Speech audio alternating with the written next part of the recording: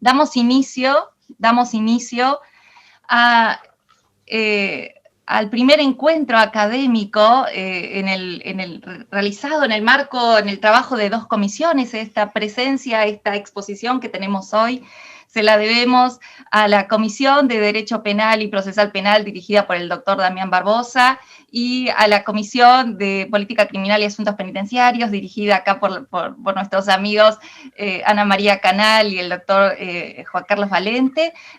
Juan Carlos, te cedo la palabra para que realices la apertura y luego continúo presentando al expositor. Hola, buenas tardes a todos. Realmente es un orgullo trabajar en forma conjunta estas 2 comisiones de FACA. Un especial agradecimiento al presidente de FACA, José Luis Lasalle de San Nicolás, al director o codirector de comisiones, nuestro amigo Carlos López de Belva.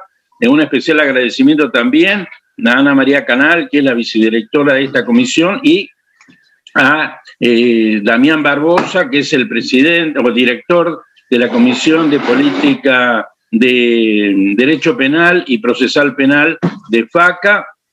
Hemos resuelto en forma conjunta justamente buscar los servicios del doctor Rubén Alderete Lobo, que es un especialista, un estudioso en esta materia, que hace tanto al trabajo de las 2 comisiones, de las comisiones conjuntas.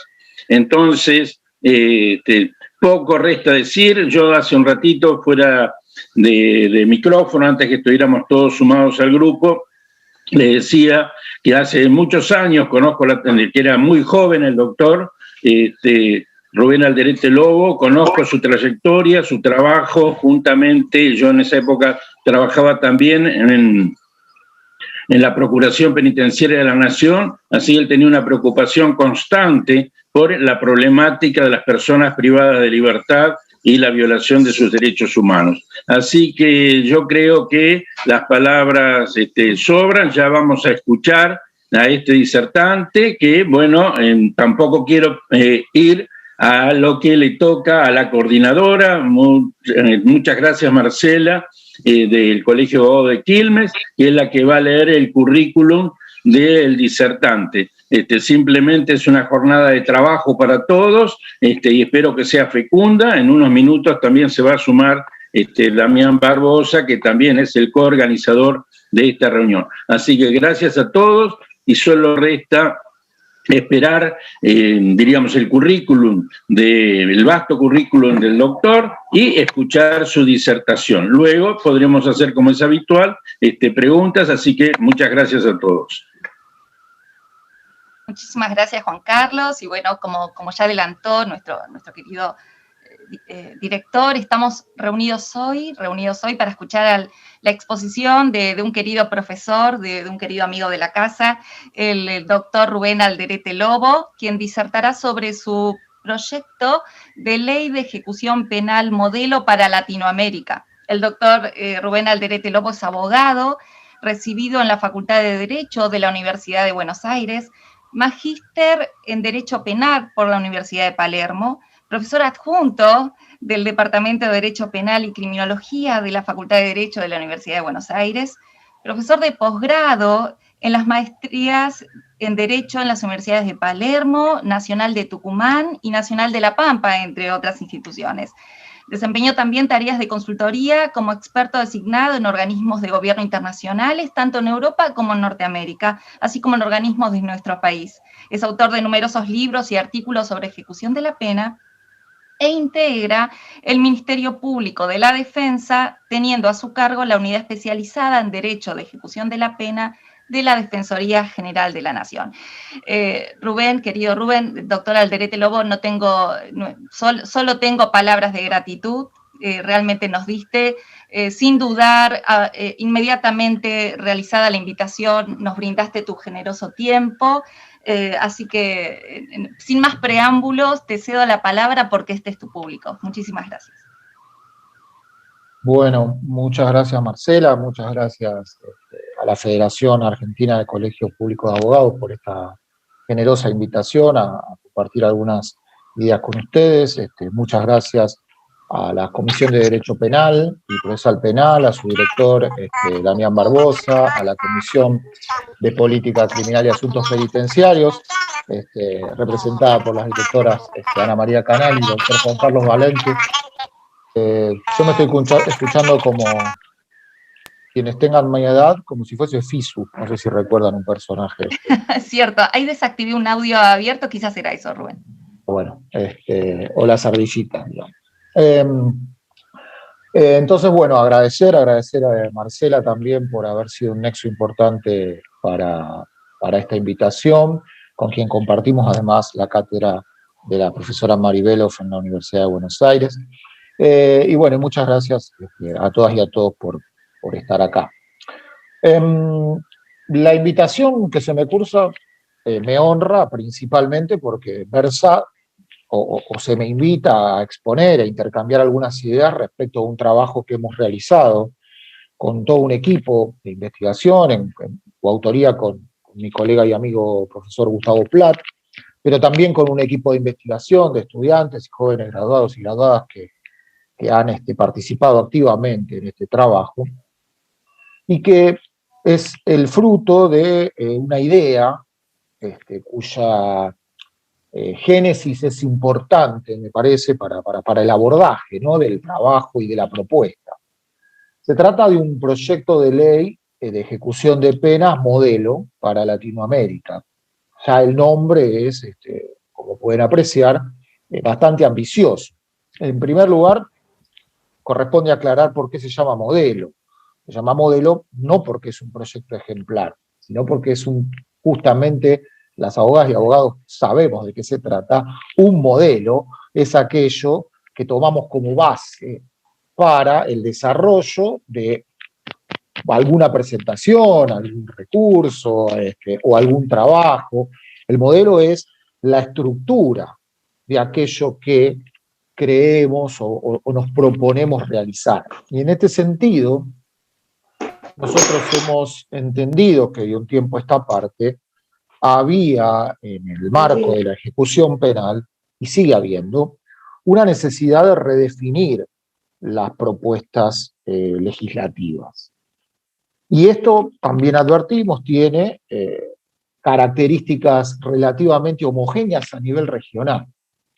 Es inocultable que la realidad argentina es o fue el principal impulso para intentar desarrollar este modelo. Y esto es innegable primero por la afiliación de quienes somos autores del trabajo, y en segundo orden, por la declarada, en este caso personalmente a través de mis trabajos, tanto de doctrina, pero también en mi actividad docente, férrea oposición y crítica a la reforma producida en el año 2017 de la Ley de Ejecución de la Pena 24660, de la Ley Nacional.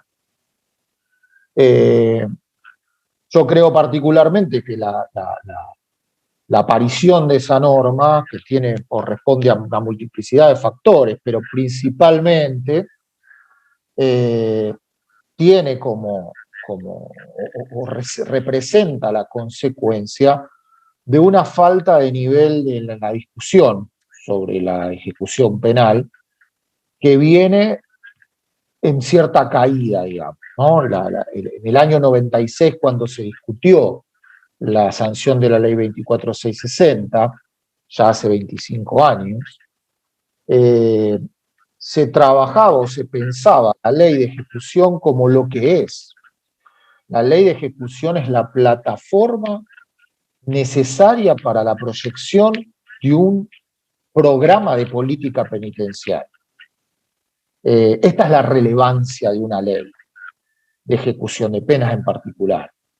Es, quizá le diríamos, la hoja de ruta para el diseño de los compromisos que asume un Estado en materia de cárceles. La necesidad de discutir una ley y que la ley tenga una idea coherente, piensen lo que estoy trazando como objetivo, no estoy diciendo cuál, una idea coherente, un horizonte de proyección que permita el desarrollo de la actividad penitenciaria tanto en su proyección material, es decir, el funcionamiento de los servicios penitenciarios, en su proyección reglamentaria y en su proyección de programa de construcción, por ejemplo, de establecimientos, qué estipulaciones vamos a tener en cuenta para la mejora de los establecimientos penitenciarios, que en la Argentina muchos de ellos son centenarios. ¿Qué condiciones de detención proyecta el Estado garantizar a las personas privadas de libertad? ¿Cuáles son esos estándares? ¿Cuántas personas privadas de libertad planea el Estado tener en los próximos 50 años? ¿Cuál es el examen de impacto de esa decisión?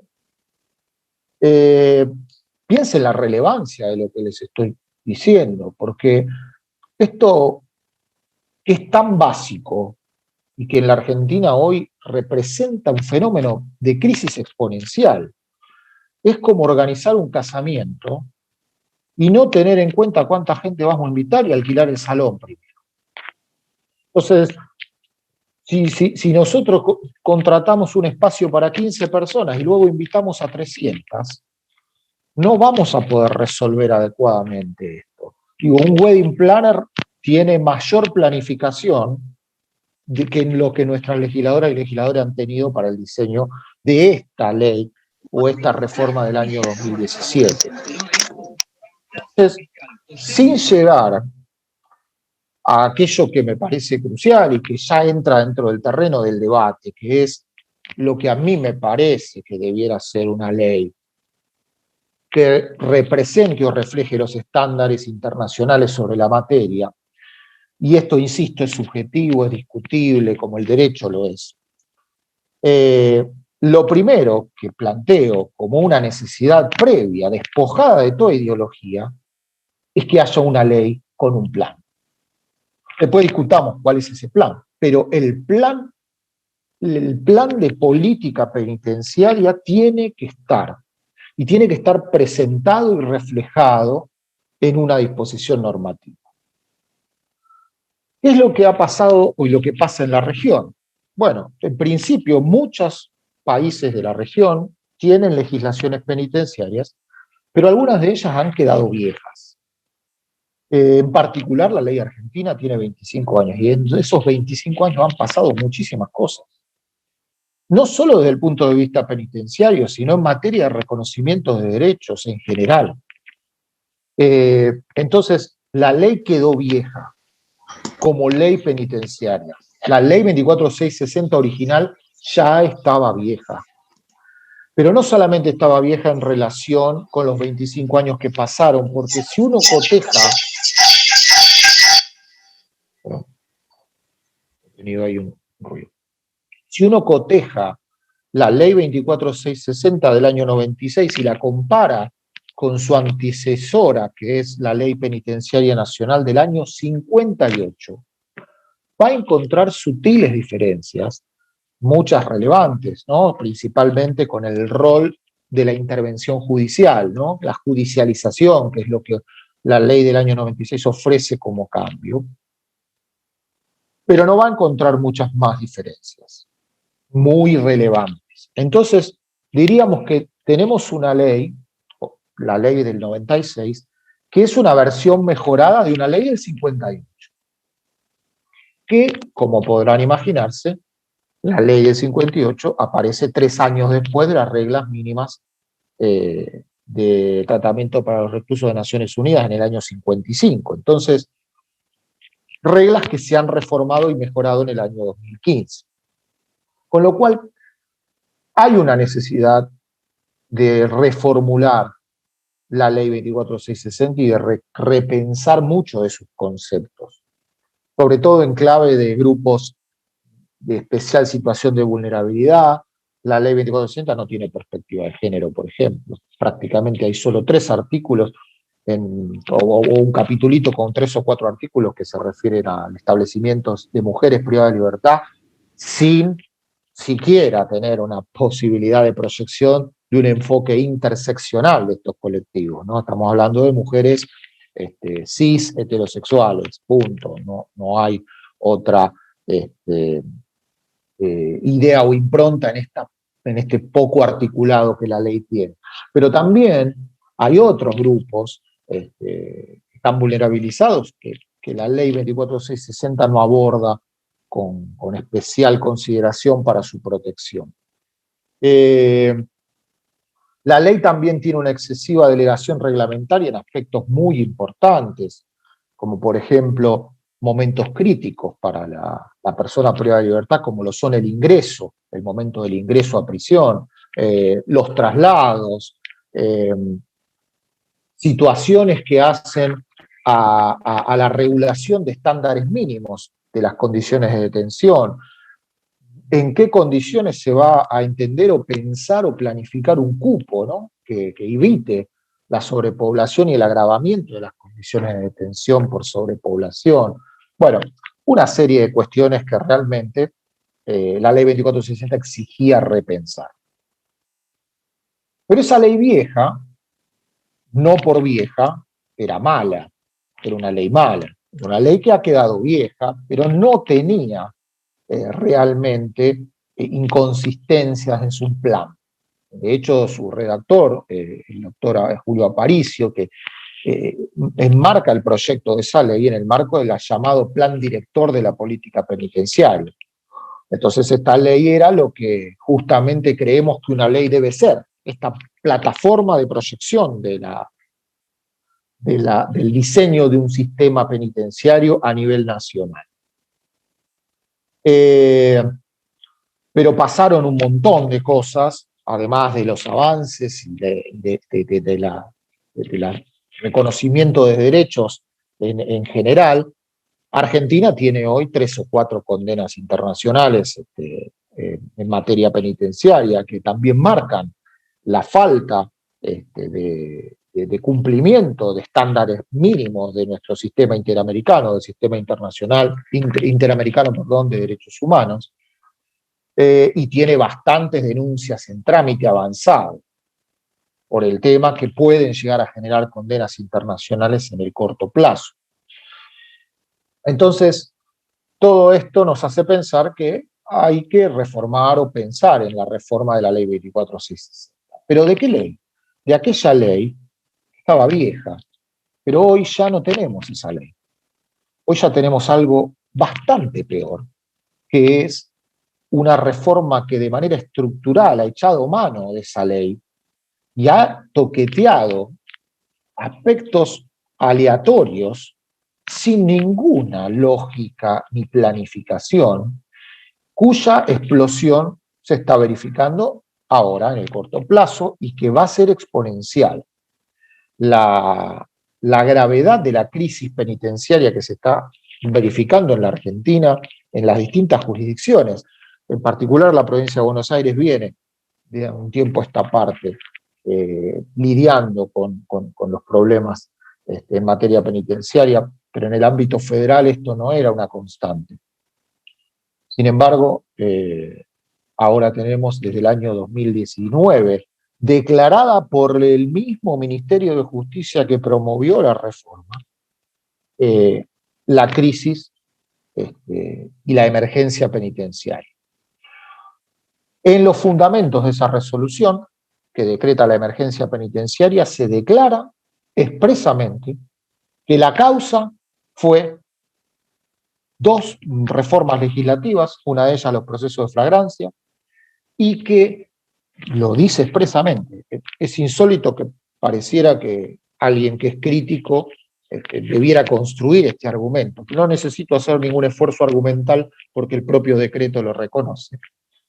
Está reconociendo que la emergencia está causada y que va a incrementarse por la reforma de la ley 24660. Realmente yo desconozco y no puedo concebir desde la lógica una política penitenciaria que se autoponga en peligro, que se autoponga en emergencia, que se autoubique en la situación de emergencia. Esto, pretendo ser claro, olvídense que soy crítico. Autoponerse en una situación de emergencia por una decisión propia es la confesión del yerro de planificación. O sea, si yo dicto medidas y la consecuencia de esas medidas me ubican en una situación de emergencia, está claro que esas medidas las tomé sin pensar, sin previsiones, sin un adecuado análisis de impacto. Y no se puede trabajar así la política penitenciaria y criminal. No podemos andar dictando leyes y viendo qué pasa. Y los 2 años salir a decir realmente, como la ley que hicimos está mal, vamos a declararnos en emergencia. Pero dentro de esa declaración de emergencia tampoco hay un programa.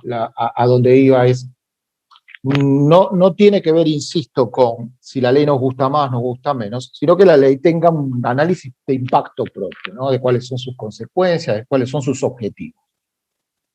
Y esto nos parece que lo que falta en la Argentina, lo que faltó con esta reforma de 2017 que ha destrozado la ley 24660, la ha directamente transformado en un instrumento incoherente.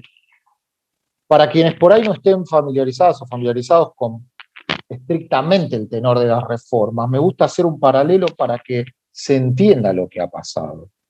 Piensen en una reforma del Código Penal. Hay muchas reformas del Código Penal que se han sucedido a través de los años. Y la mayoría de estas reformas consisten en agregados, tipos penales nuevos, aumento de penas en algunos, o reformulación de algunos tipos penales.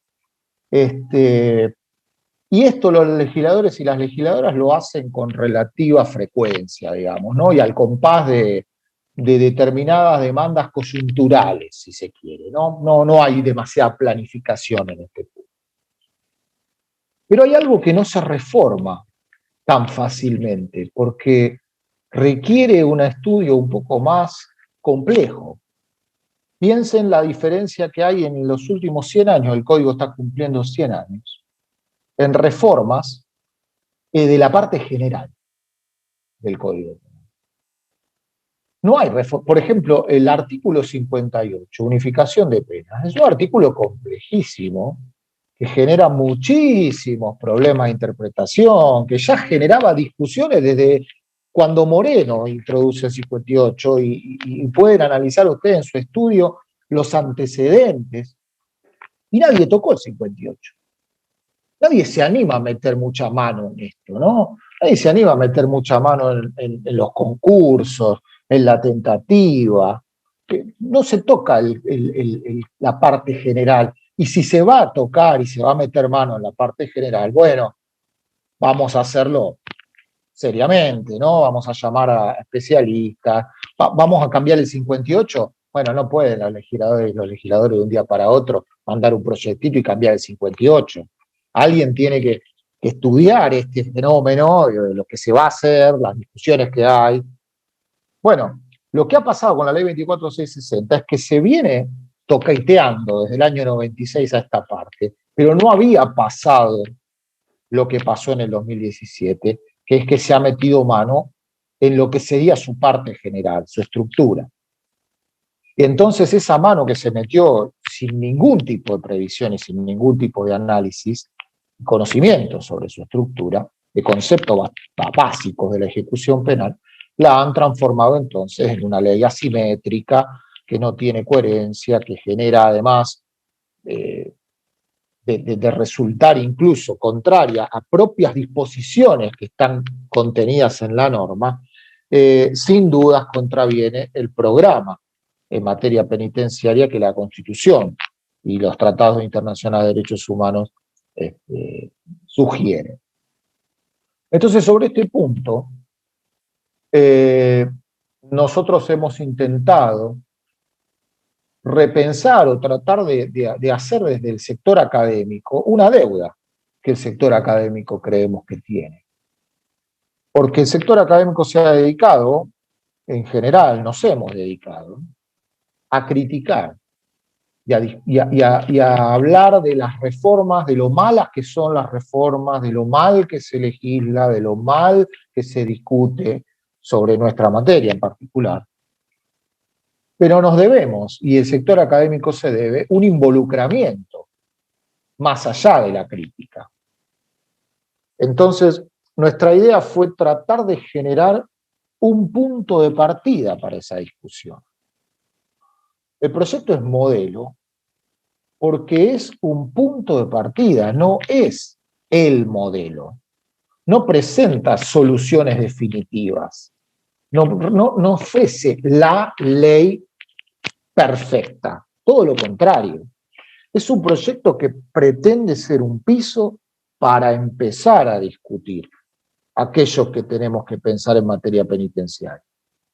Ofrece ese modelo para que los actores, las organizaciones, los organismos del Estado, que estén pensando, bueno, la ley esta está mal, o esta ley no nos está dando soluciones, o nos puso en emergencia, en particular en la Argentina, pero hay países como Chile que no tienen ley penitenciaria, por ejemplo, países que también se han quedado con ley penitenciaria un poco atrasada, y que están pensando programas de reforma que tengan un instrumento disponible para decir, bueno, acá hay una posible forma, hay el modelo para tomar, de estructura, podemos tomar este artículo, nos gusta, este no, esta decisión que se ha tomado nos parece bien, esta no, nos gustaría modificarla acá, debatirla, y que en un debate democrático, republicano, se repiense la ejecución penal. Pero nuestra intención es eso, generar ese debate, no generar la propuesta que lo cierra al debate. Todo lo contrario, la propuesta que lo abre y que haya una propuesta proveniente de un sector académico que sirva como insumo para la discusión. Entonces, el sentido de este proyecto es esto, es ponerlo a disposición. Por eso es un proyecto gratuito, que está disponible, que lo hemos distribuido y que nuestra intención es generar estos espacios para pensar qué de ese proyecto puede ser materializable. Quizá no todo, quizá alguna parte sirva para rediseñar algún aspecto de la ejecución, pero centralmente es una propuesta de modelo, que por supuesto toma decisiones. Porque todo proyecto modelo o toda propuesta tiene que tomar decisiones. Y hemos tomado las nuestras, en un proceso que duró aproximadamente 2 años de trabajo, en el que se discutía todos los viernes, artículo por artículo, capítulo por capítulo, para dónde y qué tipo de decisiones habíamos que tomar. El proyecto también fue un proyecto pedagógico, porque estuvo incluido con estudiantes que fueron alumnas y alumnos de nuestra cátedra, y a los que hemos seleccionado, hemos hecho una convocatoria y los hemos invitado para que también vean, porque nuestra intención era mostrar lo complejo que es hacer esto. Que no es una cosa que uno la tira así para arriba y ya aparece. Que se comprendan las dificultades que hay para encontrar consensos en la formulación, en una redacción, intentar que no haya, o que haya los menos errores posibles. No es fácil esto. Y cuando vemos que se legisla así, medio a la marchanta, y el daño que representa para nuestro país, una legislación hecha mal, y a las apuradas y sin rigor, es como que también era parte de ese proceso de formación que queremos dar desde la universidad para repensar, ¿no?, un poco la manera en que se toman decisiones, sobre todo de política legislativa. Entonces este es un poco el sentido de la propuesta, que yo las y los invito a confrontarla, a leerla y a discutirla, y que en particular a mí me gustaría en este tiempo presentar en rasgos generales su estructura y algunas decisiones que son quizá las más relevantes, para que ustedes las discutan, las discutamos, y sobre todo si alguna o alguno tiene preguntas puntuales sobre estas cuestiones, puede hacerlas, y las podemos discutir en este momento, o aclarar por lo pronto el sentido. También quiero que piensen algo. El proyecto no está pensado exclusivamente para la Argentina, con lo cual ustedes muchas veces podrán advertir y decir, bueno, pero esto ¿cómo lo haríamos en la Argentina? Hay algo que el proyecto, por ejemplo, no tiene para nada en cuenta, que es el federalismo. Porque nosotros tenemos un problema tremendo con el federalismo, lo tenemos en casi todos los aspectos, pero en materia penitenciaria claramente tenemos un embrollo que desde el 1921 viene arrastrándose y que esta ley de 2017 no solucionó, sino todo lo peor que lo agravó. Pero la mayoría de los países de la región son unitarios en materia penitenciaria, tienen una ley de ejecución y se acabó el asunto. No hay tal problema. Y es más, muchos países son unitarios en materia procesal también. Este es un problema también que arrastra la ejecución penal, ¿no? Entonces nosotros hemos tomado decisiones en materia procesal también. Y también hemos tomado decisiones en materia sustantiva. Porque creemos que la ley debe tener la regulación de su instituto más importante, que es la libertad condicional. La libertad condicional tiene que estar en la ley de ejecución de pena, porque todo el sistema de ejecución de pena gira en torno a la libertad condicional. No podemos tener una libertad condicional desconectada del régimen de ejecución. Entonces la decisión de política penitenciaria debe incluir a la libertad condicional. Otra cosa que no van a encontrar es una regulación de la pena perpetua, por ejemplo. No hay referencias en ninguna parte del proyecto de ley modelo, y para la Argentina esto es un problema, porque tiene pena perpetua. Pero no todos los países de la región la tienen. Son muy pocos, y van algunos que otros que la han incorporado no hace mucho, como Colombia, por ejemplo. Pero hay países que la tienen prohibida en sus constituciones, incluso la pena perpetua. Entonces, para hacer un proyecto, decidimos no regular la cuestión de la pena perpetua. Pero si alguien quisiera readecuar y tomar este modelo, debería decir, ojo, hay que pensar porque el modelo no contempla la pena perpetua. Por eso no es un modelo definitivo, ¿sí? Yo diría que la estructura tiene 3 ejes. Primero, el régimen de ejecución de penas diseña y piensa una estructura específica de cómo tiene que ejecutarse la pena y qué tipo de modificaciones van a operar durante la ejecución. Un segundo, que se refiere a estándares de condiciones de detención, ¿sí? Cuáles son las estipulaciones mínimas que debe cumplir para la protección de los derechos fundamentales de las personas privadas de libertad. Y en tercer orden, un sistema procesal, un sistema que diseñe y piense cuáles van a ser los órganos que van a interactuar, que van a tomar las decisiones, los mecanismos de acceso a la justicia para la protección de esos derechos, el rol que van a cumplir esos órganos, el control judicial, el Ministerio Público Fiscal, la víctima. Bueno, estos 3 ejes, diríamos, son los 3 grandes ejes del proyecto, y luego, por supuesto, cada capítulo va cruzando, ¿no?, uno con el otro. Pero si tuviese que yo presentarlo, diría, estas 3 cuestiones son básicamente las que se trabajan en el proyecto. Y empecemos por la primera, régimen de ejecución de pena. Por acá hay una decisión inicial, que es básica, digamos, ¿no?, que responde a la siguiente pregunta. ¿Cuánta gente o qué tipo de gente queremos tener presa? ¿Qué tipo de delitos creemos que tienen que estar presos? Y que la respuesta debe ser indudablemente punitiva y de encierro carcelario. ¿Y cuáles no? ¿Qué cosas podemos resolver con mecanismos menos rigurosos que la prisión?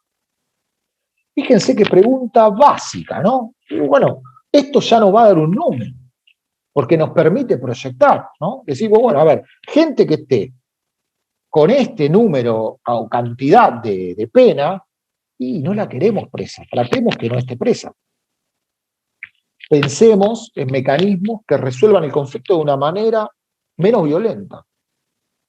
Y en aquellos casos en los que sí, bueno, entonces sí, pensemos una forma de hacer cumplir esas penas. Pero ¿por qué esto es importante? no es solo importante desde el punto de vista de la política criminal, es muy importante desde el punto de vista de la política penitenciaria, porque encontramos que si yo voy a tener un plan de abordaje en prisión, cualquiera sea, tengo que trazarlo en relación con el tiempo que la persona va a estar presa. Y yo admito gente presa por 3, 4 meses, ¿qué le digo al servicio penitenciario que tiene que hacer con esa persona? ¿Qué hace en 4 meses? Y tenerla, acomodarla para que no la maten, no la dañen y no sufra digamos, un nivel de prisionización irreversible. En 4 meses, no puedo hacer mucho más.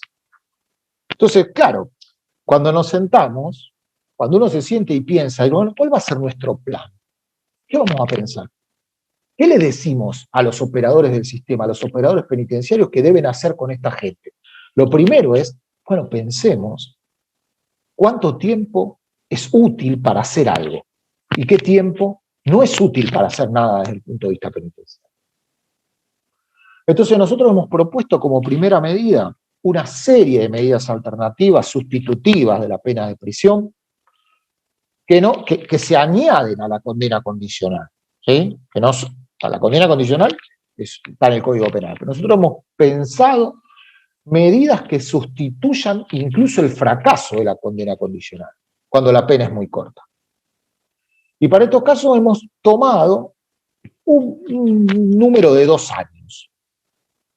Ustedes van a encontrar en las medidas alternativas, combinándolas a todas, entre la sustitución por tareas comunitarias que ofrece el proyecto, la sustitución por abordajes terapéuticos, por ejemplo, cuando hay algún problema, cuando la cárcel está vinculada con una problemática terapéutica que se puede abordar desde otro lado. Bueno, todos esos catálogos de medidas que están en el proyecto llevan a que no quiere el proyecto gente que tenga un encierro inferior a 2 años.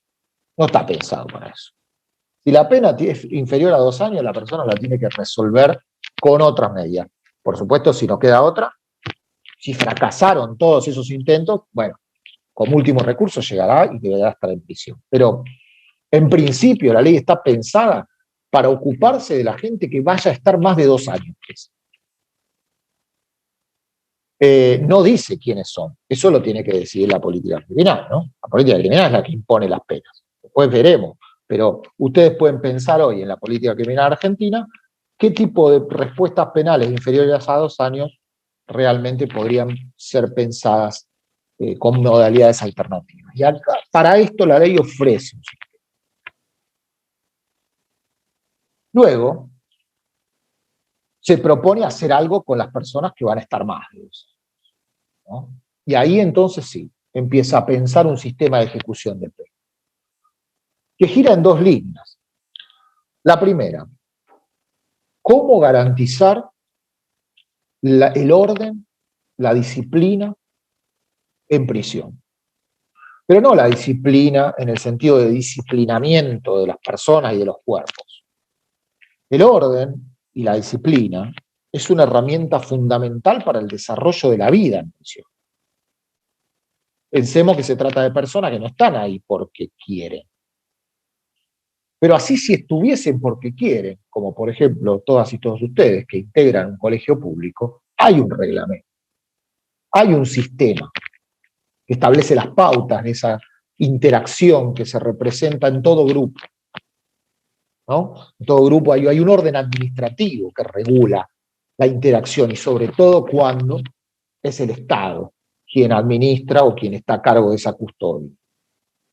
Entonces, para pensar en el desarrollo de planes en prisión, cualquiera sea, no importa cuáles, esto después se discute, pero si vamos a pensar, che, hay que hacer algo en prisión con la gente que está presa.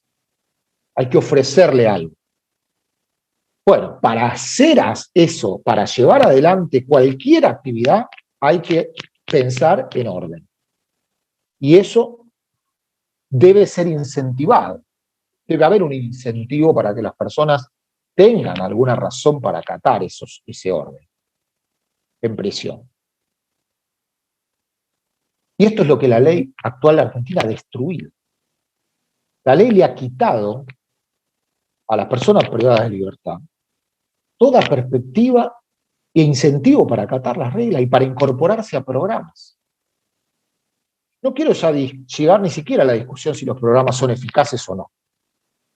Pero ya la ley le ha quitado, y esto es peligrosísimo para cualquier idea que se piense en perspectiva de evitar la reincidencia. Mire, no voy a ni siquiera utilizar la palabra reinserción.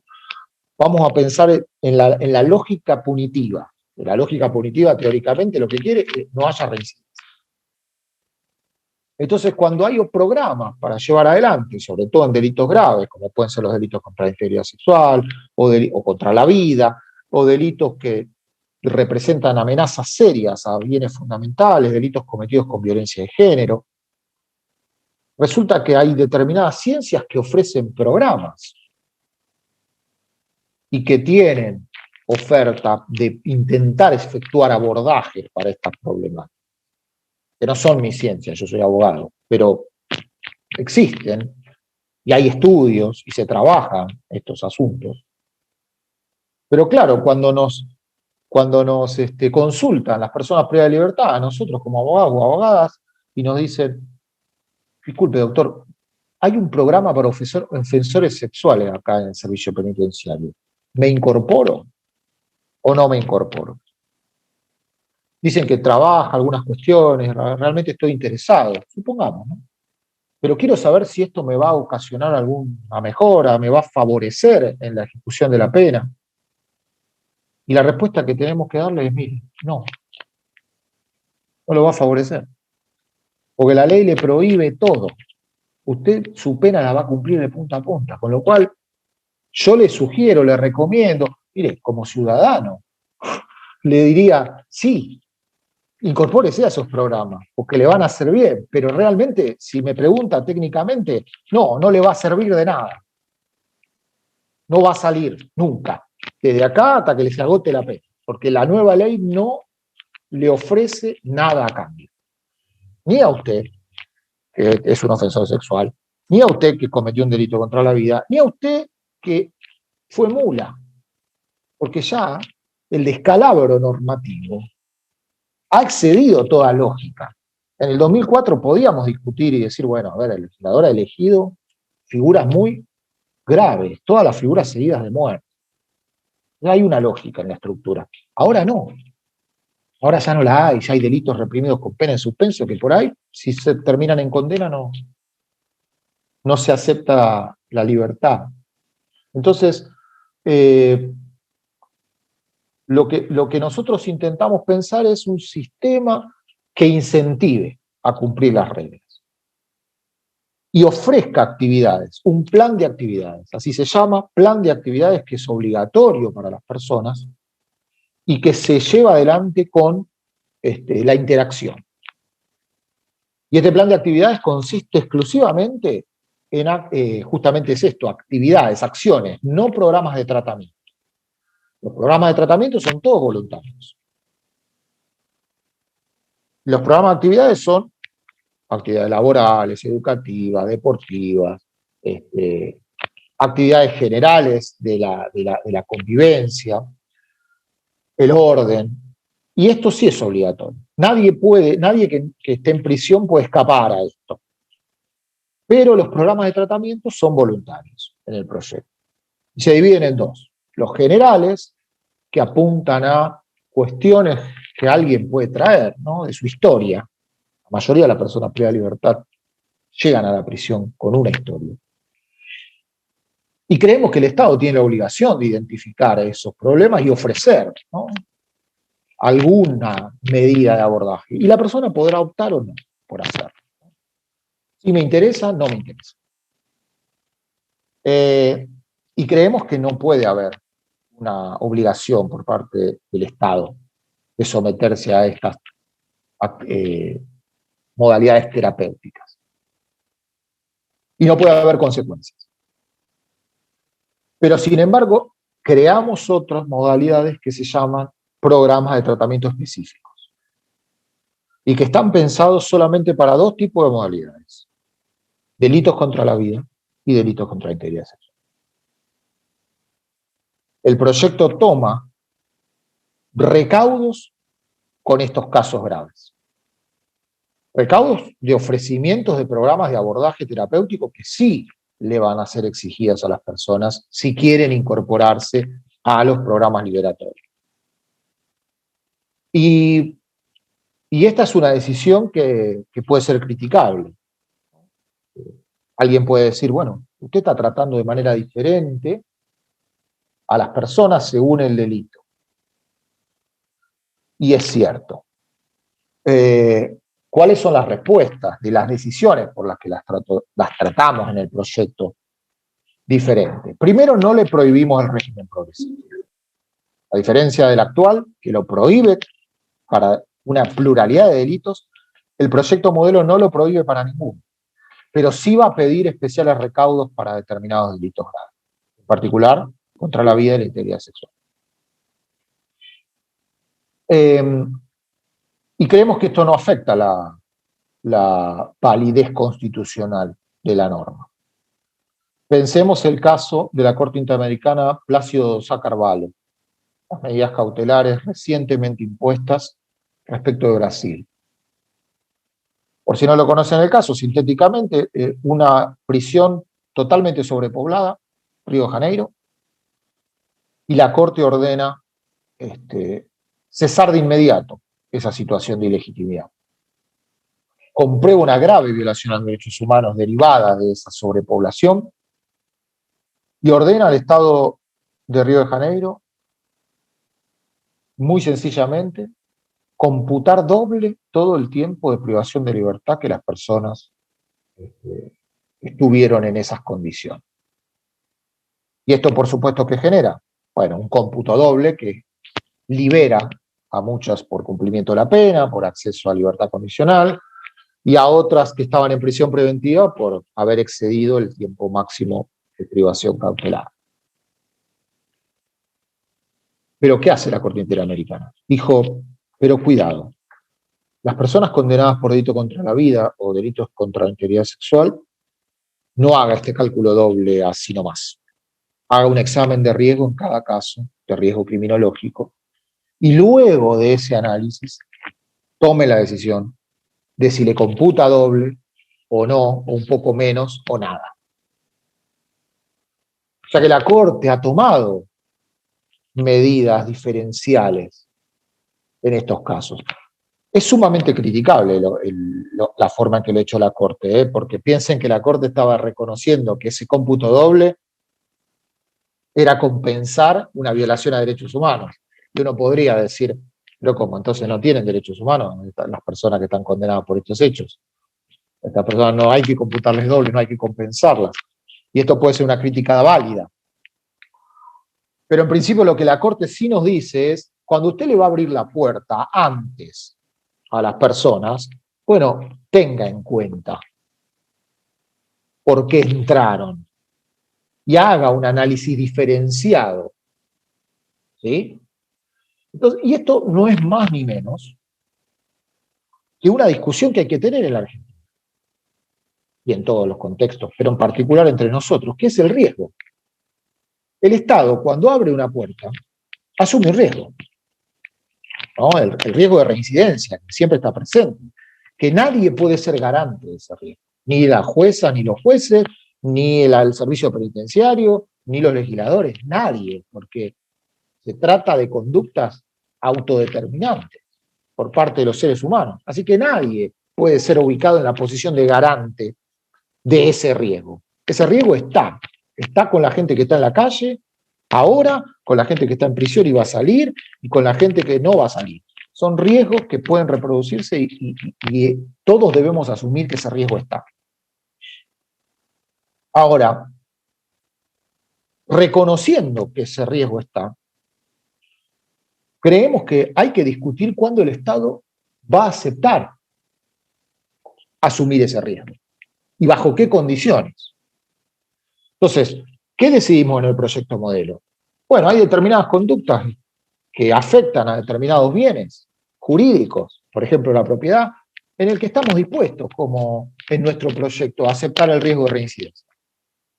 Pero si yo tengo una persona que está presa por delitos contra la integridad sexual, tengo que pensar antes de asumir ese riesgo.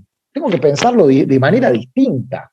Hay que repensar la forma en la que vamos a trabajar esos casos. Y no decimos la fácil, prohibamos en todos los casos.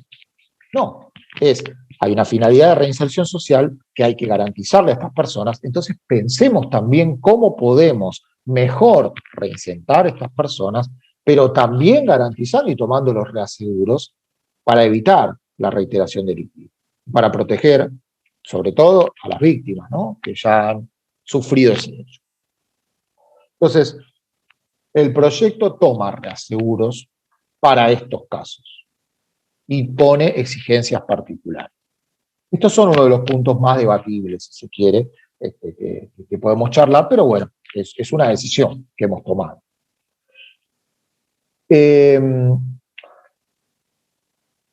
Luego, me interesa, en cuanto a estándares de condiciones de detención, bueno, ustedes los pueden cotejar, hay un montón, pero sobre todo hay un cruce muy importante en materia de darle perspectiva de género. Al ingreso, a las requisas, van a encontrar regulaciones específicas sobre estos temas que las y los invito a confrontar, y si tienen alguna duda, por supuesto las discutimos ahora o más adelante. Pero sí quisiera dedicarle el final de mi exposición para que luego dar lugar a sus intervenciones y no cansarlos, con los aspectos procesales, porque ahí también hay temas importantes para debatir. El primero que hemos planteado es qué rol le vamos a dar al Ministerio Público Fiscal. Durante la ejecución de la pena, hoy, en todos los sistemas, sobre todo en la Argentina, pero en la región en general, el Ministerio Público Fiscal es un actor de reparto. No tiene ningún involucramiento en el asunto. Está judicializada la ejecución de la pena, pero quienes son los que tienen el gobierno del control judicial son los jueces y las juezas. Los jueces y las juezas de ejecución son quienes van, toman iniciativas, arman las incidencias, producen la prueba, ¿no? Muchos códigos procesales indican incluso y autorizan a las juezas y a los jueces a producir prueba. Y esto desde el punto de vista del derecho de defensa y de la imparcialidad sobre todo, es muy negativo. Porque es muy difícil conseguir una resolución imparcial con una autoridad judicial que tiene este nivel de intervención. Básicamente la figura del juez de ejecución y de jueza de ejecución, como está configurada, es una jueza o juez inquisitivo. Es una réplica de los modelos inquisitivos de enjuiciamiento. Un juez plenipotenciario que tiene control sobre la actividad administrativa, sobre aquellas decisiones en materia de modulación de la pena en prisión, pero es realmente un juez con mucho, mucho poder, el juez de ejecución. Y esto, por supuesto, desnaturaliza el litigio, desnaturaliza el debate. Nosotros creemos que para que las autoridades judiciales sean realmente imparciales, tiene que haber un conflicto que se presente antes entre dos sujetos antagónicos. En este caso, la persona privada de libertad junto con su defensa y el Ministerio Público Fiscal. Entonces, cuando haya conflictos sobre la forma en la que debe ejecutarse la pena, tanto puede ser por control de la actividad administrativa, pero también en materia de decisiones preliberatorias, recién ahí se va a acudir a la intervención judicial. Porque la Constitución indica que siempre debe haber un conflicto, un caso, para que haya intervención judicial. Y ese caso debe ser generado por alguien externo a la autoridad judicial. No puede ser el juez de ejecución el que va a buscar el caso. Fíjense que el triángulo que siempre se forma, ¿no?, en el que nos enseñan que la autoridad judicial está arriba como tercero imparcial y las partes en igualdad en la base, es inverso en la ejecución, porque la persona condenada va y le pide a su juez. ¿Y el juez qué hace? Le da vista al fiscal. Fíjense cómo es el circuito. En realidad debiera ser al revés, ¿no? yo voy y me peleo con el fiscal, y de ese conflicto, si no nos ponemos de acuerdo, vamos al juez. No al revés. Primero voy al juez y que el juez le va a preguntar al fiscal qué le parece. Entonces, proponemos un sistema en el que todas las peticiones se efectúan al Ministerio Público. Quien controla la ejecución de la pena es el Ministerio Público Fiscal. Entonces, si yo tengo un problema con la administración penitenciaria, voy y la denuncio ante el Ministerio Público y le digo, mire, no sé, no hay agua en el pabellón. Y el Ministerio Público tiene que hacer algo al respecto. ¿Sí? Tiene posibilidades de dictar y de emitir directivas, de producir pruebas, como todo órgano del Ministerio Público Fiscal, y sobre esa base actuar coordinadamente con el servicio penitenciario y resolver cualquier violación de derechos que ocurra en prisión. Ahora, si el Ministerio Público considera que lo que yo estoy pidiendo no es correcto o que no se corresponde con la realidad, bueno, vamos. Y entonces iremos al juez y yo ahí le iré a decir al juez, mire, el Ministerio Público Fiscal no está considerando que mi petición es válida, y el juez escuchará imparcialmente las dos posiciones. Por supuesto, en esta acción que se otorga, quedan afuera las quejas por agravamiento de las condiciones de detención o amenazas graves, que normalmente conocemos como habeas corpus. Nosotros en el proyecto lo llamamos queja judicial. Y esto sí es una acción expedita directo ante la autoridad judicial. Pero todas las cuestiones que no son agravamientos graves o amenazas graves, yo las puedo resolver antes. ¿Por qué tengo que ir a dirimir el asunto con una autoridad judicial? Puedo resolverla directamente con el órgano de control de legalidad, que es el Ministerio Público. Y esto favorece el control de legalidad y favorece que si no hay acuerdo y hay un conflicto que resolver a través de la autoridad judicial. Lo mismo pasa con las libertades. Primero se la pido al Ministerio Público. Y si el Ministerio Público está de acuerdo, bueno, ¿qué hay? Que no hay nada que resolver. Se presentará un acuerdo que judicialmente se homologará, salvo, lo zanjamos también, que la autoridad judicial compruebe que esa homologación tiene serias inobservancias normativas o inconexidad total con los hechos, como pasa con un procedimiento abreviado. Pero lo que ha ocurrido de un tiempo a esta parte es que se da el insólito caso que las personas privadas de libertad piden la liberación, el servicio penitenciario está de acuerdo, porque da un dictamen positivo, el fiscal también, y el juez lo deniega. Esto se da con una frecuencia alarmante en la Argentina, y nadie se escandaliza. Pues pusimos jueces y juezas de ejecución para garantizar los derechos de las personas, y hay personas en la Argentina que si no hubiese juezas y juezas saldrían. Porque el servicio penitenciario y el Ministerio Público están de acuerdo. Pero viene la autoridad judicial y no. Entonces, esto reformula un poco la idea procesal de cómo se entiende la ejecución. Y esto es lo que proponemos. Claro, hay un actor que no estoy mencionando y que es central, la víctima. ¿Qué pasa con la víctima y qué hay que hacer con la víctima? El proyecto se hace cargo de ofrecer una posible solución y es darle intervención a la víctima, pero no solo una intervención de ser oída. Si la víctima quiere, puede ser querellante. El proyecto admite con determinadas condiciones y con determinadas cargas, porque ser querellante es ser un sujeto procesal, y ser un sujeto procesal implica una carga procesal. Entonces, la víctima no puede ser obligada a ser querellante para ser oída. Si solo quiere ser oída, está dada la posibilidad en el proyecto para que sea oída. Pero si no quiere ser querellante, será oída en su oportunidad procesal y con los términos que la ley, o el proyecto de ley en este caso, propone. Ahora, si quiere ser querellante, viene, acepta el cargo desde determinado momento, lo renuncia, no puede volver a ser querellante, y tiene una cantidad de cargas procesales, ¿no? Distintas, que al mismo tiempo le dan facultades procesales, como por ejemplo recurrir la decisión, etc. Entonces admitimos también, con una regulación específica, la intervención de la víctima. Regulación que para nosotros en la ley actual de víctimas es muy mala.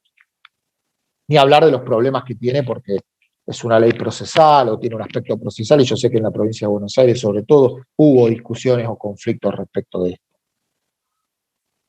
Pero en el Código Nación, en el Código Procesal anterior, se prohíbe la intervención como querellante. Y la nueva ley de víctimas tampoco le da a la víctima la posibilidad de ser querellante. Bueno, nosotros proponemos que sí. Y que cuando hay víctima querellante, nunca puede haber acuerdo con el Ministerio Público. Esto que yo les contaba, que si yo voy y el Ministerio Público está de acuerdo, se presenta un acuerdo, se homologa. Cuando hay querellante no se puede hacer esto, tiene que resolverse todo por audiencia, directamente. Entonces se respetan en este caso los derechos de la querella, ¿no? De oponerse a cualquier instituto que se solicite. Después, si la víctima quiere ser oída, ¿ante quién debiera ser naturalmente oída? Ante el Ministerio Público, en primer orden, ¿no? Quien le tiene que dar explicaciones a la víctima acerca de la forma en que modula la pena es el Ministerio Público Fiscal, no la autoridad judicial. La autoridad judicial dirime un conflicto. La autoridad judicial no está para proteger a las víctimas, está para resolver un caso. Y esto es lo que debemos romper en la etapa de ejecución. Que se entienda que los jueces y juezas de ejecución no son garantes de lo que vaya a pasar. Porque nadie puede garantizar lo que va a pasar. Entonces, en todo caso, esas juezas y jueces deben resolver un conflicto que está presentado por un órgano constitucional, que es el Ministerio Público Fiscal. Y la persona que dentro de su poder de acción ejerce la tutela judicial y solicita cualquier cosa que solicite durante la ejecución. Bueno, estas son en líneas generales las cuestiones que tiene el proyecto. Yo los invito a leerla, a discutirlas, y por supuesto en el INEGEP, que es el instituto del cual lo hemos hecho, y que está en el sitio, tienen información, artículos de doctrina, y todas las actividades que tenemos ahí son gratuitas, y que desarrollamos son gratuitas y abiertas a la comunidad. Así que pueden, si quieren estar al tanto de ellas, pueden seguirnos en la cuenta. Tenemos una cuenta de Instagram que es inegep.up, en la que ahí vamos publicando todo lo que vamos haciendo y distintas actividades. Y si quieren sumarse, están bienvenidas y bienvenidos. Les agradezco su tiempo y quedo atento a cualquier inquietud o pregunta. Muchas gracias, doctora Alderete Lobo. Como siempre, un placer escucharlo. Quisiera darle la palabra, doctora Righi, si es posible, nuestra especialista en Derecho Penal Juvenil, que acá tiene una pregunta para formular. Y Gustavo, ahí vi que el doctor Alderete Lobo con su exposición te contestó la pregunta, así que directamente pasamos a la doctora Righi.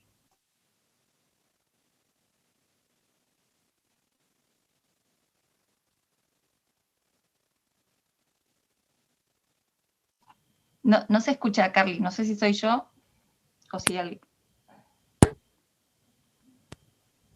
¿Ahí me escuchan? Ahí sí. Ah, ok. Bueno, no hacía falta, Marce, cederme la palabra, era simplemente una intervención breve como para ver si había previsto algo. Un gusto, doctor, escucharlo. La verdad que pienso en una de las últimas reflexiones de que las partes están de acuerdo con cambiar la modalidad de encierro y es el juez el que no. Es una locura y pasa muy frecuentemente. Pero mi pregunta tenía que ver más que nada con la ejecución para aquellos casos de jóvenes, ¿sí? Que obviamente tenemos que esperar a los 18 para ver si se impone la pena de prisión o no, sobre todo porque está, al menos en el ámbito de la provincia de Buenos Aires, habiendo una intención de reformar el artículo 85 de la ley 13.634 y precisamente de hacer una ley de ejecución especial para jóvenes, porque lo que están viendo que está en crisis es que vino este nuevo paradigma de derechos, ¿sí? A imponerse por sobre el sistema tutelar, precisamente para ampliar el abanico de derechos y garantías, y resulta que las penas están siendo más frecuentes y más altas. Entonces, la pregunta era si no tuve tiempo de leer la propuesta, la ley modelo, pero bueno, un poco ver si la propuesta también transitaba para este colectivo de jóvenes que están cumpliendo y que cada vez son más penas de prisión, incluso en dispositivos que comparten con adultos, porque se va fundiendo mucho últimamente aquellas cuestiones, o sea, aquellas unidades que tienen programas para jóvenes adultos, y la realidad es que muchos de ellos terminan en cárceles comunes, ¿no? Con estos programas específicos, y la especialidad es muy relevante por el texto de la convención, que tiene que hacer aplicación automática. Bueno, muchas gracias, Carla, por tu intervención. Es absolutamente pertinente. Nosotros hemos previsto solo una disposición en el proyecto, que es el artículo 331, en el que hacemos justamente lo que vos estás diciendo, y yo coincido, y hemos coincidido, que debe ocurrir, que debe haber una ley de ejecución penal juvenil específica y separada. Entonces, ¿cómo hacíamos en nuestro proyecto para decir a quien lo quiera tomar que tiene que haber una ley separada? O sea, porque no regularla, o sea, no podemos decirlo en la ley que no lo va a regular, porque como es una ley de adultos, teníamos que pensar una fórmula en la que poder dar la señal de que quien lea el proyecto diga, pues entonces hay que hacer una separada, cosa que no ofrecemos, porque para nosotros debiera ser una ley igual a esta en cuanto a estructura, ¿no? Pero pensada específicamente sobre la base del principio de especialidad, con institutos distintos, con modalidades diferentes. El principio de especialidad debe alcanzar a la materia procesal, a la materia también de ejecución, debe informar todo el sistema penal juvenil. Y en este artículo nosotros hemos resuelto una fórmula que reenvía a la ley específica, pero menciona que en tanto sea compatible con el principio de especialidad, las disposiciones de este proyecto son aplicables. O sea, una especie de, bueno, si hay algo de acá que pueda ser aplicable en tanto sea compatible con el principio de especialidad, puede ser aplicado, pero la remisión es a la ley penal juvenil. E intenta resolver dos cuestiones en este mismo artículo que son complejas. ¿Qué pasa cuando se permita, o los supuestos en el que se permite, el traslado de una persona que adquirió la mayoría de edad a un establecimiento de mayores? Porque este es un problema muy complejo que tiene el derecho penal juvenil, porque la persona puede cometer el delito antes de los 18 años, es condenada después de los 18 años, y yo puedo obtener una respuesta diferenciada en la ejecución pensando que el hecho fue cometido antes, pero lo que indudablemente no puedo evitar es que esa persona se transforme en adulto, y en algún momento la voy a tener que separar de las restantes personas menores, por más que yo la siga tratando con un régimen atenuado, porque el delito fue cometido con anterioridad. No puedo luchar con que esa persona empiece a ser un adulto, y cuando se transforma en adulta, tengo una incompatibilidad para mantenerla en el mismo lugar. Y claro, ahí el problema es, y bueno, ¿y a dónde? Porque entran en un lugar, en un limbo de jóvenes adultos, porque ¿y hasta cuándo? Entonces hemos intentado una posible solución a esto, que es autorizar su separación del régimen de adultos, de cualquier adulto, hasta los 24, a los 24 años de edad. Y manteniendo el principio de especialidad hasta esa edad. Y tenemos otro problema, que también hemos intentado resolver, no de una manera que quizá me hubiese gustado pensarla de otra forma, pero es modelo esto, entonces no podemos resolverlo pensando en todos los estados. ¿Qué pasa cuando la persona de entre 18 y 24 años ostenta la doble condición jurídica de condenada por un delito cometido cuando era menor y por un delito cometido cuando era mayor? Cosa que se da frecuentemente. ¿Qué régimen será aplicado en estos casos? ¿Lo trato como mayor? ¿Lo trato como menor? ¿Sigue teniendo menos de 24? Bueno, en este caso, en esta situación, que se da con mucha frecuencia, intentamos dejar en manos de la autoridad especializada la decisión de qué régimen se va a aplicar, con intervención, por supuesto, del órgano especializado, pero que sea la justicia especializada la que resuelva, en el caso concreto, cuál va a ser el régimen aplicable. Pero coincido, Carla, en que debe haber una ley de ejecución separada penal juvenil. Creo que en el ámbito nacional la única que tenemos, no soy especialista en derecho penal juvenil, para eso está la profesora Velos, pero creo que la única es la ley de Catamarca, una ley específica que contempla la ejecución penal y modalidades específicas, porque así como Maldonado de la Corte nos dice, la respuesta penal nunca puede ser igual a la de un adulto, la modalidad de ejecución tampoco puede ser igual a la de un adulto. Entonces, por esa razón nosotros no la regulamos en el proyecto, porque es un proyecto de ley para adultos. Pero en ese artículo tenemos al menos resueltas estas cuestiones. Le hago una última consulta a raíz de esto. Cuando usted refiere que la ejecución, o sea, la dejan a criterio del órgano especializado, ¿eso tiene que ver, implica también aún cuando la mayor condena la haya impuesto el fuero de adultos? Siempre que involucre, la solución que ponemos nosotros es que siempre que la persona ostente la doble condición jurídica de ser condenada como mayor y como menor, el fuero especializado, siempre. Priorizar por sobre el otro, independientemente de la gravedad de la respuesta penal. Pero es interesante el planteo, ¿no? Es discutible. Uno podría decir, bueno, tengo un hurtillo y un homicidio calificado como adulto y un hurtillo como menor, para dar un caso bien extremo. Y podría discutirse también, pero claro, esta es una fórmula de un modelo de un artículo. Esto debiera estar resuelto muy ampliamente y muy regulado en la ley de ejecución penal juvenil, no acá. Pero nos interesaba plantear el temita con un artículo que genere el ruido para generar ese debate. Bien, perfecto. Muchas gracias. Gracias, Marce. Muchísimas gracias. Gracias, Carla, siempre brillante. La doctora Rosana Sabini, veo que escribió una pregunta en el chat, no sé si se la quiere hacer al doctor oralmente. La veo, igual, a ver.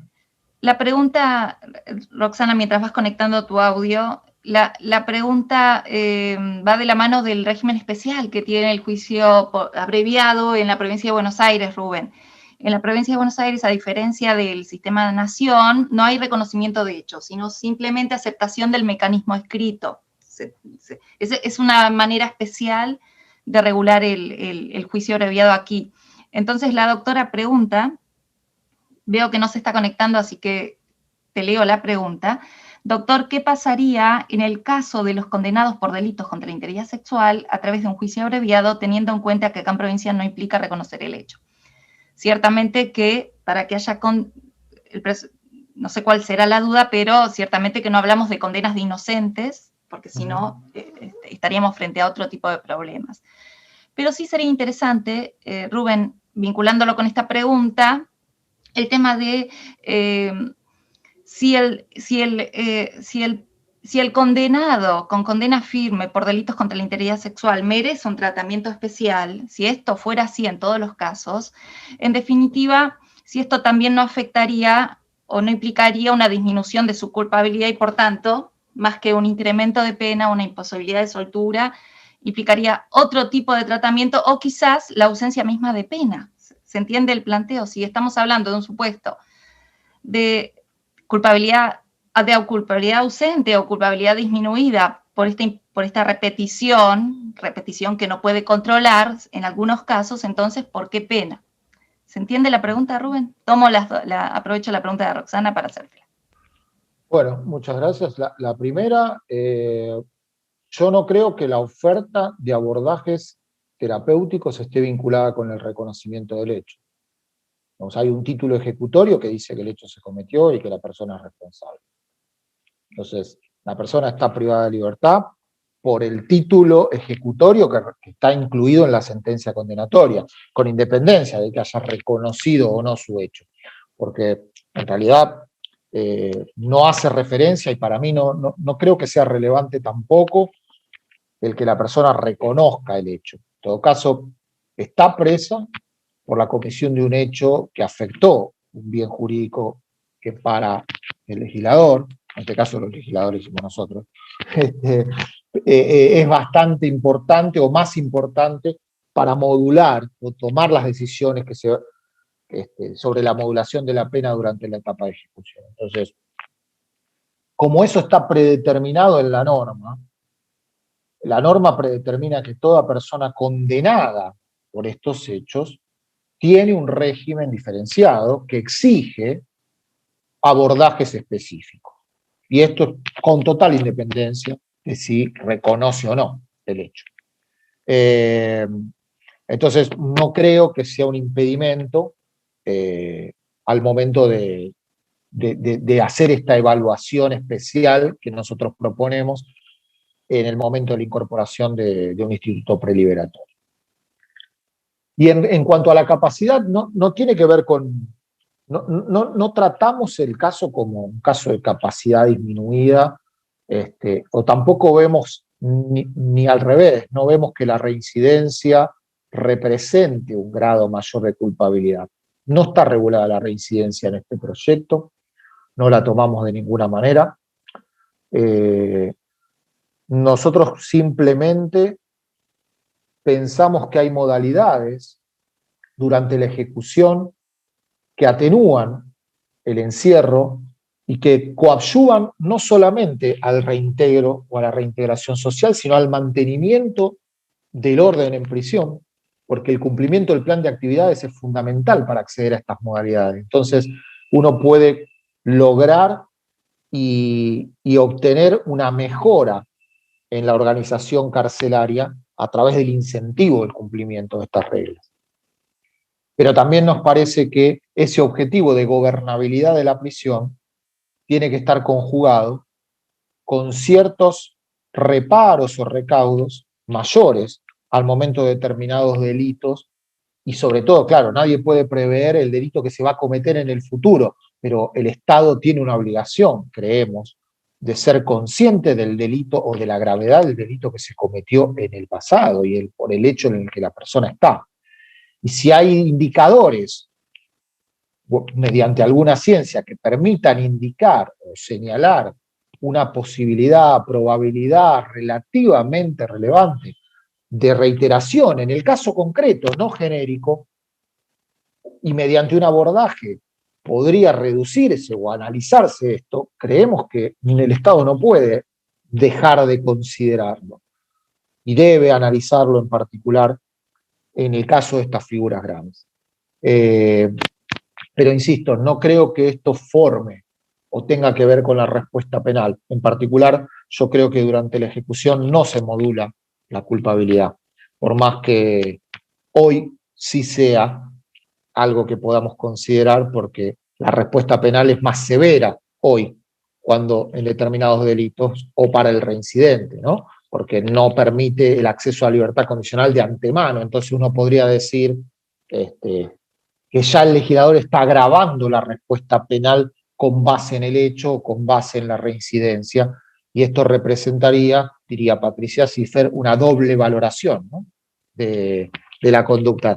Es un desvaloro la conducta porque usted es reincidente y le pongo más pena, pero ya el legislador le dijo que le iba a privar la libertad condicional por ser reincidente. Entonces, estoy doblemente valorando la circunstancia y agravando la pena doblemente sobre la base de una pretendibilidad o supuesta, ¿no? Mayor reproche derivado de una mayor culpabilidad. Pero en particular creo que no es lo que hemos hecho en el proyecto modelo, sino que simplemente mandamos a analizar resultados de programas dentro de prisión, que no son obligatorios para otros y sí son obligatorios para las personas que fueron condenadas por estos hechos. Pero no miramos el hecho, miramos o exigimos resultados respecto de las modalidades de abordaje en prisión, y no en particular vinculada exclusiva y solitariamente por el hecho. Muchísimas gracias, Rubén. Te dejo con la última pregunta, creo que es la última pregunta, la del doctor Valente, y además para no abusar más de tu tiempo y de tu voz, doctor Valente, todo suyo. Sí, primero que nada, bueno, quiero felicitar y agradecer a Rubén, ha sido brillante como siempre, como nos tiene acostumbrados, pero me quedó una duda por ahí, cuando vos, Rubén, criticabas estas reformas o parches que se ponen, diríamos, que se legisla a pedido de la sociedad, o a pedido del clamor de algunos medios periodísticos, que realmente a veces entorpecen, como creo que vos algo de eso insinuaste al principio de tu exposición, entorpecen, diríamos, una ejecución de la pena correcta, porque en algunos casos de delitos que podrían considerarse quizá menores, como por ejemplo violencia doméstica, o hablábamos también del tema de la droga, por ahí se hace que la persona tenga que comerse la condena de punta a punta sin ningún tipo de, diríamos, de esperanza, de si se porta bien o si se porta mal, de mejorar, de ponerse en esos planes que vos decías, diríamos, especiales para el tratamiento, por ejemplo, del violento, para evitar de que vuelva a ser reincidente en caso de recuperar la libertad. Y todos sabemos que en la cárcel aquella persona que no tiene esperanza de cierta conducta para mejorar y obtener algunos beneficios, realmente es más peligrosa, es una persona, diríamos, que no tiene ninguna posibilidad quizá por ahí de mejorar, salvo en su aspecto personal. Así que yo lo que te quería preguntar medio concretamente era, si entendí bien, es que vos planteabas que por ahí tenías un caso de una violencia doméstica que tenía la condena que cumplirse en forma completa y que entonces vos a tu cliente le tenías que aconsejar de que no era beneficioso un plan de esos alternativos o de tratamiento especial porque realmente no lo iba a beneficiar en nada. Es decir, yo lo que creo en líneas generales es que siempre en la cárcel la persona privada de libertad tiene que tener una esperanza para recuperarse, para mejorar, para incentivarse, por ejemplo, en el estudio y en algunos programas, que yo nunca hablo de reinserción porque nunca ha salido de la sociedad de esa persona, pero que bueno, que lo van a posibilitar a darle otras herramientas para cuando recupere su libertad. Sí, en realidad yo no me refería a un caso de violencia doméstica, sino a un delito contra la integridad sexual. En particular, ¿no? Respecto de los programas que hoy existen y que hay una clara, digamos, prohibición legal de incorporación a cualquier tipo de reintegro anticipado. Yo coincido inicialmente en que con que el derecho a la esperanza, que así está formulado por el Tribunal Europeo de Derechos Humanos, ¿no? La idea, sobre todo en materia de prisión perpetua revisable, ¿no? La idea de que un derecho a la esperanza debe estar determinado desde el mismo momento de la sentencia condenatoria, ¿no? La esperanza de reintegro. Pero en líneas generales, y respecto a tu valiosa intervención, yo no creo que la discusión esté dada, o por lo menos que no invalidaría y no atribuiría inicialmente al reclamo social. El reclamo social en realidad es un reclamo que siempre es válido, pero que muchas veces encierra distintas concepciones involucradas en ese mismo reclamo. A mí me parece que muchas veces se sobreestima o se presupone, creo yo, erróneamente, el concepto de que pertenecemos a una sociedad punitivista de mano dura. Yo realmente no estoy convencido que esto sea. Cuando ustedes charlan en líneas generales con las personas, yo realmente me niego a pensar que pertenecemos a una sociedad que defiende la tortura en prisión, los malos tratos, los tratos crueles, inhumanos o degradantes, el sufrimiento de las personas. Realmente no creo que eso sea lo que la sociedad pide. Y la estadía o el pasar una estadía realmente traumática y violatoria de derechos humanos en prisión. La sociedad reclama justamente y con derecho la protección de sus derechos fundamentales. El problema es que le han dicho y le vienen diciendo desde hace años que esa protección está garantizada con estas medidas. Y la sociedad no es la que viene a pedir una medida, porque realmente la sociedad no hace un análisis de impacto de cómo debe diseñarse la ejecución penal. No es algo que le preocupe a la ciudadana, al ciudadano de a pie. Lo que le preocupa a la sociedad es la protección de sus derechos fundamentales en el medio libre, en la vida, su derecho a la vida, su derecho a la propiedad. Y esta protección generalmente está cruzada por una pluralidad de decisiones de política del Estado, que también inciden en el problema.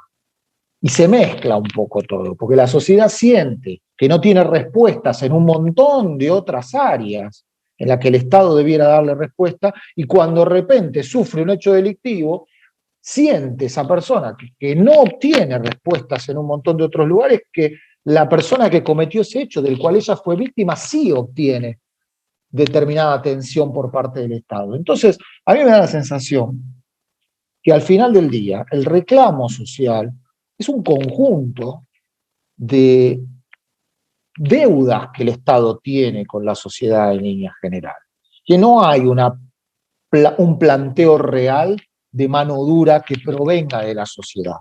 El programa de mano dura proviene de la clase política que no sabe responder frente a reclamos legítimos de la sociedad de otra forma y que le hace creer a la sociedad que esa es la solución, cuando la más elemental de los cotejos de lo que pasó y lo que pasa nos demuestra que no, que este tipo de soluciones sistemáticamente se vienen adoptando desde el año 2004 en adelante y nunca es el cotejo del fundamento del proyecto, de los proyectos de mano dura, siempre son teniendo en cuenta el aumento de la actividad delictiva. Entonces, lo que me resulta extraño es cómo siempre es el mismo fundamento aquel que denuncia el propio fracaso de la línea política. Porque si esto ya lo hiciste en el 2004 y ahora en el 2013 lo tenés que hacer de nuevo, porque aumentaron los delitos, y en el 2017 lo tenés que hacer de nuevo, porque vuelven a aumentar los delitos.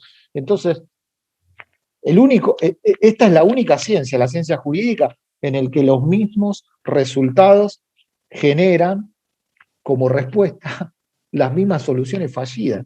Ninguna otra ciencia insistiría en aquello que ya está demostrado que no funciona. Entonces, simplemente como reflexión, porque justamente la pertinencia de tu intervención me da el pie a que nosotros queríamos pensar y proponer con este proyecto que hay una forma de pensar a la ejecución de la pena y acercar también a la sociedad, que es parte, por supuesto, ¿no?, del fenómeno, y que la víctima también sienta que tiene voz en la forma en que se modula la pena, que no es ese convidado de piedra que ni siquiera lo es en la etapa ejecutiva, y que también puede legítimamente demandar aquello que teme, porque no podemos pensar y hacer foco exclusivamente en la ejecución de la pena desde el punto de vista de quien debe ser reinsertado, que claramente debe ser un actor central, ¿no?, y protagonista fundamental en el programa. Pero, ¿cómo podemos pensar hoy un concepto de reinserción social que no incluya la protección de quien fue damnificado por el hecho?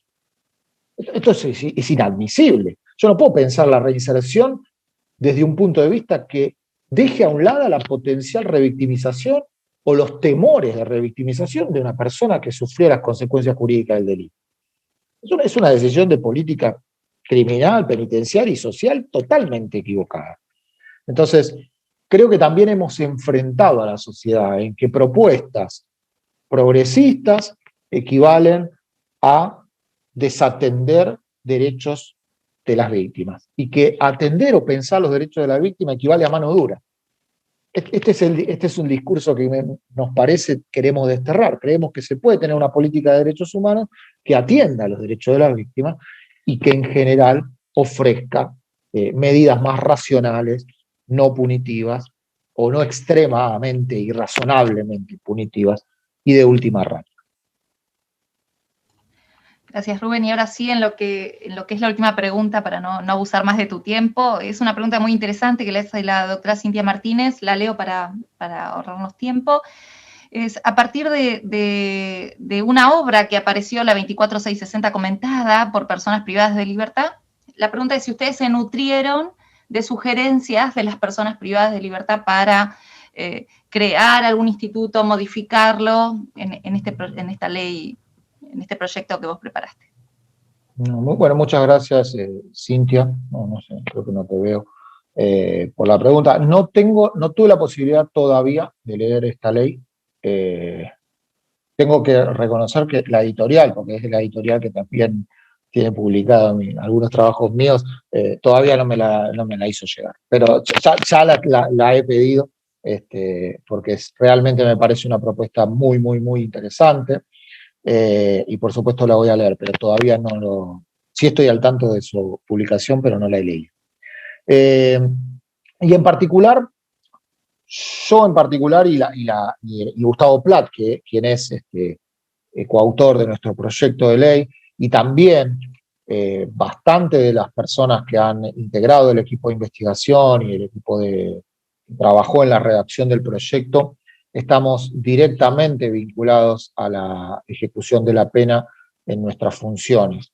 Yo soy funcionario aún del Ministerio Público de la Defensa de la Nación y he trabajado en la etapa de ejecución en la defensa prácticamente toda mi vida adulta. Gustavo Plath también ha trabajado en la Procuración Penitenciaria y también ha cumplido funciones en el Ministerio Público Fiscal en la etapa de ejecución.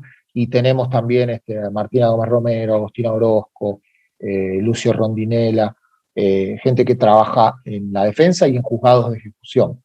De modo que en particular, en mi caso particular, conozco todas las cárceles federales y he hecho monitoreo y contacto con las personas privadas de libertad básicamente durante toda mi vida. Si bien no ha habido un proceso de análisis en particular de invitar a las personas privadas de libertad a opinar sobre algunos aspectos de la norma, cosa que no hemos hecho en general, porque este proyecto de ley sale sin una validación. No es que se ha sometido a un proceso de validación, al contrario, lo largamos para que sea validado o no, o discutido, con posterioridad. No es que lo hemos validado primero para luego alargarlo con la validación de alguien. Entonces, no es una cuestión, si bien hemos tenido en cuenta la voz práctica por los efectos y el conocimiento de los que lo hemos redactado sobre la realidad de las prisiones y lo que normalmente dificultades que afrontan las personas privadas de libertad, no ha sido sometido en particular a un análisis de las personas privadas de libertad. Pero insisto, no porque hemos dejado afuera a ellas, sino porque no lo hemos hecho en particular con nadie, ni con un sector académico, ni con un sector político, ni con un sector de ningún orden. No hemos sometido el proyecto previamente a su lanzamiento a un estudio de ningún sector. Esperábamos justamente que lo que se genere con la aparición sea eso.